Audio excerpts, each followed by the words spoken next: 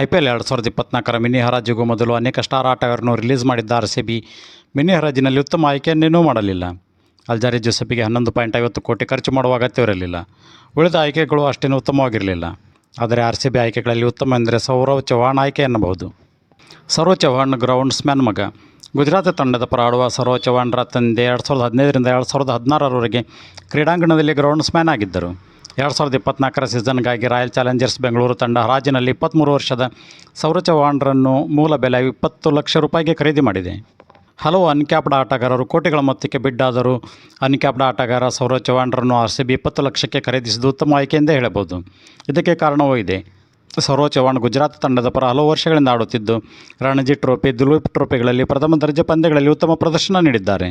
ಸ್ಫೋಟಕ ಬ್ಯಾಟರ್ ಆಗಿರುವ ಸೌರವ್ ಚೌಹಾಣ್ ಸೈಯದ್ ಮುಷ್ತಾಕ್ ಅಲಿ ಟ್ರೋಫಿ ಟೂರ್ನಿಯಲ್ಲಿ ಅರುಣಾಚಲ ಪ್ರದೇಶದ ವಿರುದ್ಧ 18 ಎಸೆತಗಳಲ್ಲಿ 5 ಬೌಂಡರಿ 6 ಸಿಕ್ಸರ್ ಸಹಿತ 61 ರನ್ ಗಳಿಸಿದ್ದರು.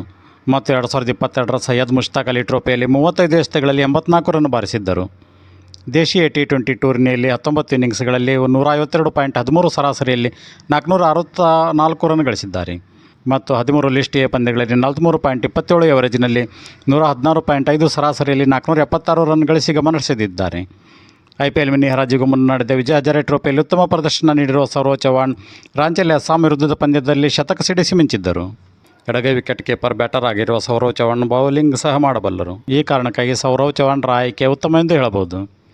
ನೀವಿನ್ನು ನಮ್ಮ ಚಾನಲನ್ನು ಸಬ್ಸ್ಕ್ರೈಬ್ ಮಾಡಿಲ್ಲ ಅಂದರೆ ಈಗಲೇ ನಮ್ಮ ಚಾನಲ್ ಸಬ್ಸ್ಕ್ರೈಬ್ ಮಾಡಿ, ನೋಟಿಫಿಕೇಷನ್ಗಾಗಿ ಪಕ್ಕದಲ್ಲಿರುವ ಬೆಲ್ ಬಟನ್ ಪ್ರೆಸ್ ಮಾಡಿ.